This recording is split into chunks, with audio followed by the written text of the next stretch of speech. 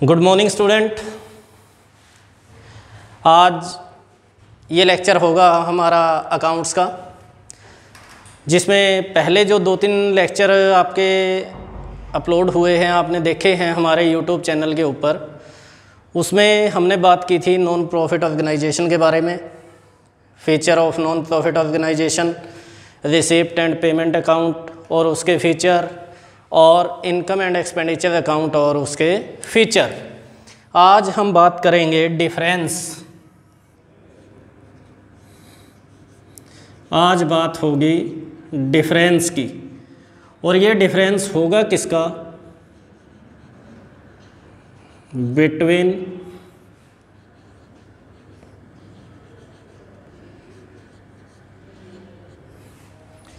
Receipt and payment account और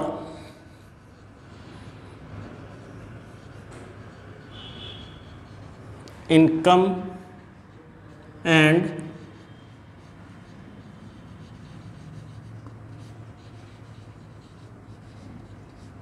expenditure account. आज हम बात करेंगे difference between receipt and payment account and income and expenditure account. अभी तक यदि हम बात करें, इन दोनों का जो मीनिंग था वो हम पहले से पढ़ चुके हैं। इनकम एंड एक्सपेंडिचर का मीनिंग भी आपको बता दिया गया था, रिसिप्ट एंड पेमेंट अकाउंट का मीनिंग भी आपको बता दिया गया था। Receipt and payment account mainly क्या करता है? Informs about cash, receipt and payment. ये हमें इन्फॉर्म करता है कैश, रिसिप्ट और कैश पेमेंट के बारे में। ये कंपेयर करता है। Income and expenditure account is prepare to compare income and expenditure of any organisation या of any non profit organisation during a financial period. एक फाइनेंशियल पीरियड के दौरान किसी भी नॉन प्रॉफिट ऑर्गेनाइजेशन को जो इनकम होती हैं, जो उसके एक्सपेंडिचर हैं, उनको कंपेयर करने के लिए बनाया जाता है receipt and payment account, income and expenditure account. और रिसिप्ट एंड पेमेंट अकाउंट तैयार किया जाता है आपका कैश, रिसिप्ट और कैश पेमेंट के बारे में जानकारी प्राप्त करने के लिए। ये पता लगाना कि एक साल के दौरान हमारे पास टोटल कितनी कैश आई है और कितनी कैश गई है, यानी कितनी कैश हमने रिसीव की और कितनी कैश हमने पे की। उसके बाद यदि बात करें इनके प्रॉपर डिफरेंस की, तो पहला जो पॉइंट होगा वो होगा नेचर ऑफ अकाउंट। अब नेचर ऑफ अकाउंट में जो रिसिप्ट एंड पेमेंट अकाउंट था आपका, अगर हम बात करें रिसिप्ट एंड पेमेंट अकाउंट की,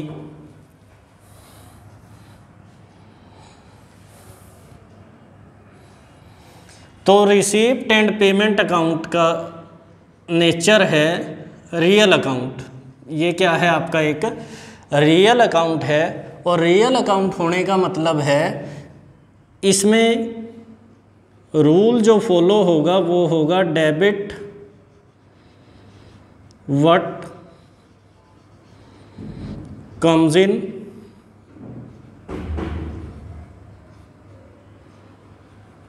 credit what goes out. Real account का ये रूल है कि जो चीज़ आएगी उसको आप डेबिट करोगे, जो चीज़ जाएगी उसको आप क्रेडिट करोगे। इसके विपरीत जो इनकम एंड एक्सपेंडिचर अकाउंट का नेचर है वो है नॉमिनल, यानी रिसिप्ट एंड पेमेंट अकाउंट आपका होता है नॉमिनल अकाउंट। और नॉमिनल अकाउंट का रूल क्या है? Debit all expenses and losses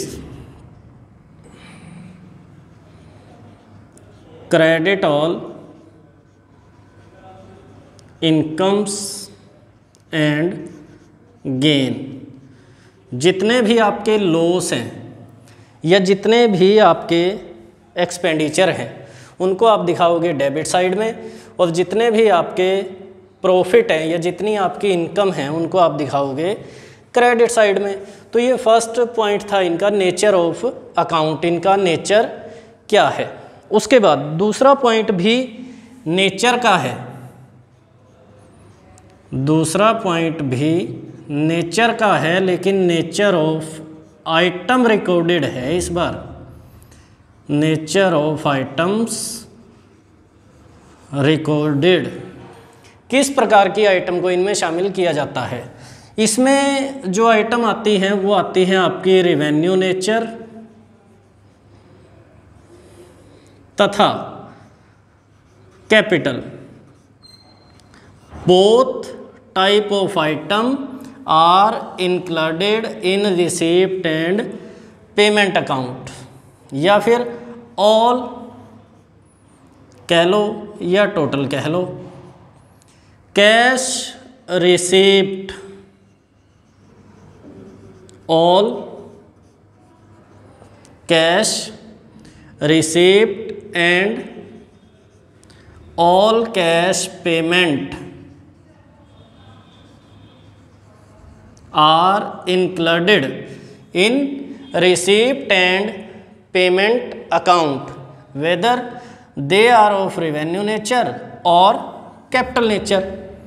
चाहे वो रिवेन्यू नेचर की हो चाहे वो कैपिटल नेचर की हो, सभी आइटम्स को इसमें इंक्लूड किया जाता है। टोटल कैश आप कह सकते हो कि टोटल कैश कितनी आई है। लेकिन अगर हम बात करें इनकम एंड एक्सपेंडिचर अकाउंट की, तो यहाँ पर जो आइटम्स इंक्लूड होती हैं वो होती हैं ओनली रेवेन्यू नेचर, और रेवेन्यू नेचर का मतलब है current years, current years information कह लो, डाटा कह लो या आइटम कह लो। ओनली भी डाल सकते हो साथ में, केवल करंट ईयर का डाटा ही इसमें इंक्लूड किया जाता है। कैपिटल नेचर की कोई भी आइटम आपकी इनकम एंड एक्सपेंडिचर अकाउंट में नहीं आती। इनकम एंड एक्सपेंडिचर अकाउंट में केवल और केवल रेवेन्यू नेचर की आइटम आती हैं, जबकि रिसीप्ट एंड पेमेंट अकाउंट में रेवेन्यू नेचर और कैपिटल नेचर दोनों प्रकार की आइटम को शामिल किया जाता है। उसके बाद थर्ड पॉइंट आया बैलेंस का। अगर आप कहीं भी जाते हो, किसी भी बुक में स्टडी करोगे, तो ये अलग अलग दो पॉइंट मिलेंगे, ओपनिंग बैलेंस और क्लोजिंग बैलेंस। लेकिन यहाँ आपके लिए इनको इकट्ठा एक्सप्लेन कर देंगे। जो रिसीप्ट एंड पेमेंट अकाउंट है, it has both opening and closing, opening and closing balance of cash and bank.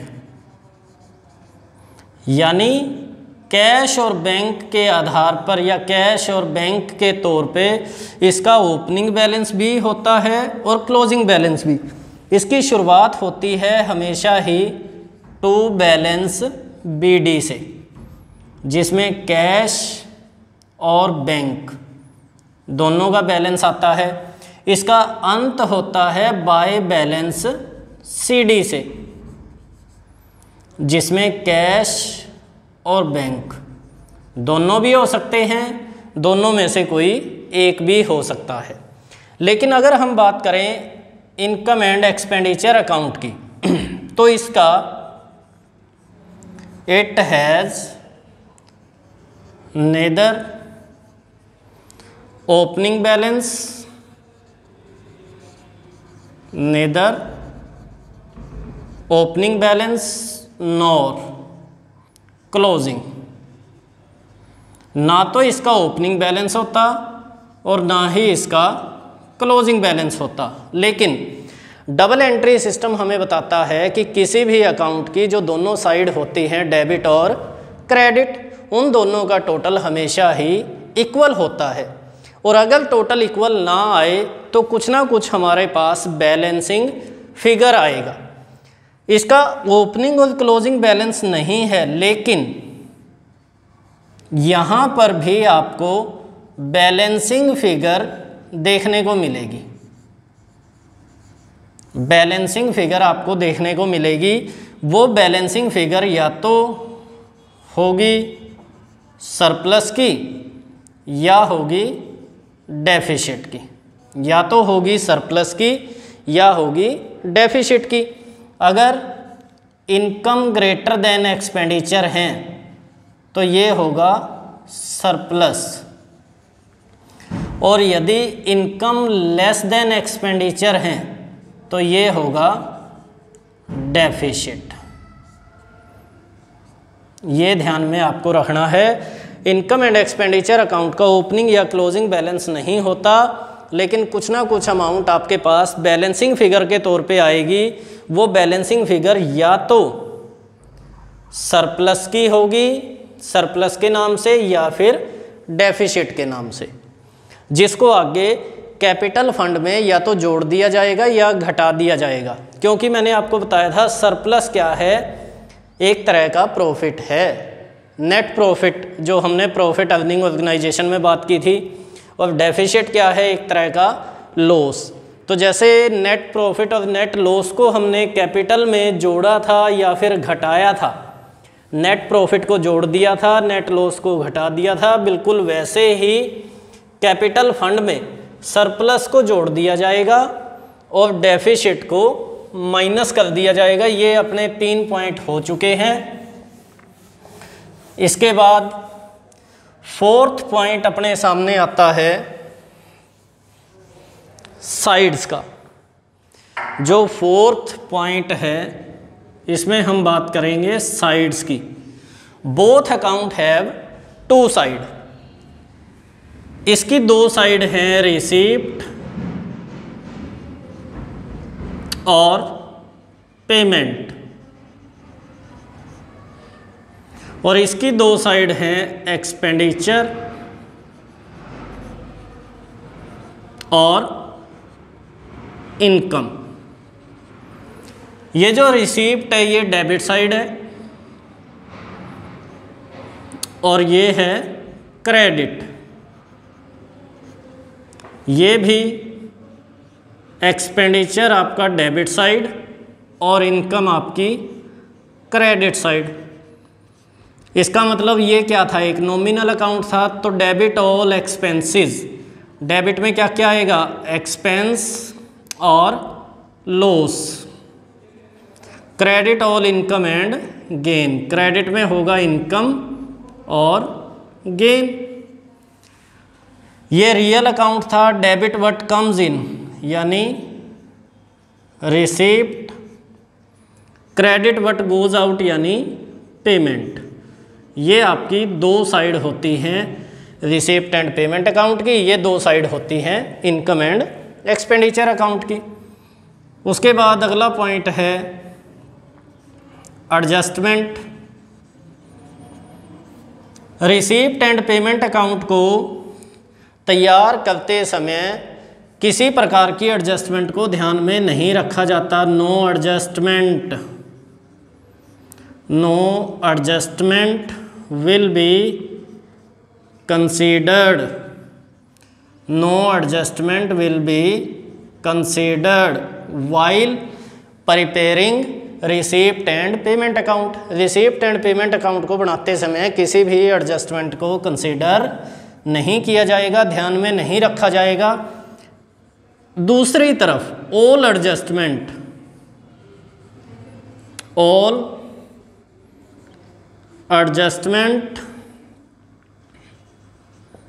Will be considered, सभी एडजस्टमेंट को ध्यान में रखा जाएगा जब आप इनकम एंड एक्सपेंडिचर अकाउंट तैयार करोगे।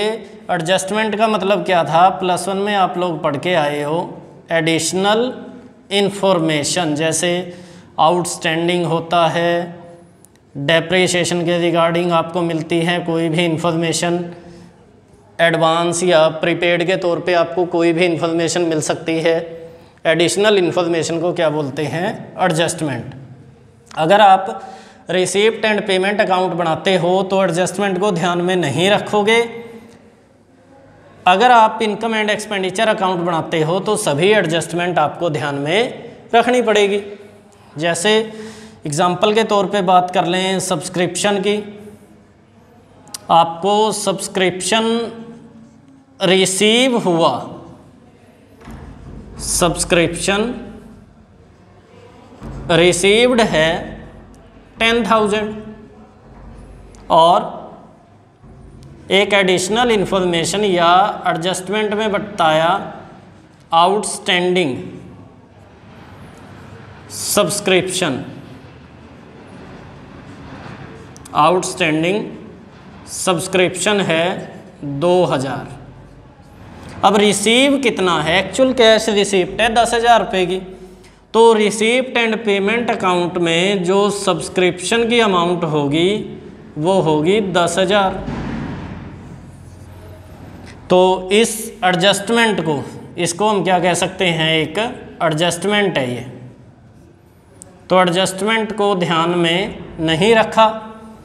इसके विपरीत जब यहाँ सब्सक्रिप्शन दिखाओगे तो यहाँ सब्सक्रिप्शन की अमाउंट आएगी 12,000।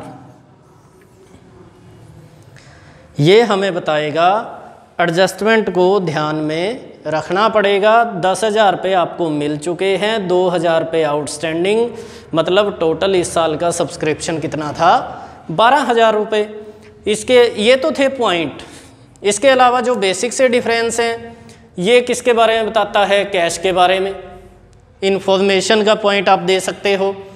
इन्फॉर्मेशन में क्या कह सकते हो? ये कैश के बारे में आपको जानकारी देगा और ये कंपैरिजन करता है इनकम और एक्सपेंडिचर का।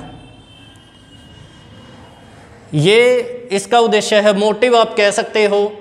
इनकम एंड एक्सपेंडिचर को, इनकम एंड एक्सपेंडिचर अकाउंट को बनाने का उद्देश्य है ये पता लगाना कि हमें सरप्लस हुआ है या डेफिसिट। इसका उद्देश्य है ये पता लगाना कि टोटल कैश रिसीप्ट कितनी है और टोटल कैश पेमेंट कितनी है। तो ये था हमारा आज का लेक्चर। आगे हम बात करेंगे इस चैप्टर में से जो सम आते हैं, जो प्रैक्टिकल क्वेश्चन आते हैं, जो इस चैप्टर का न्यूमेरिकल पोर्शन है उसकी। धन्यवाद।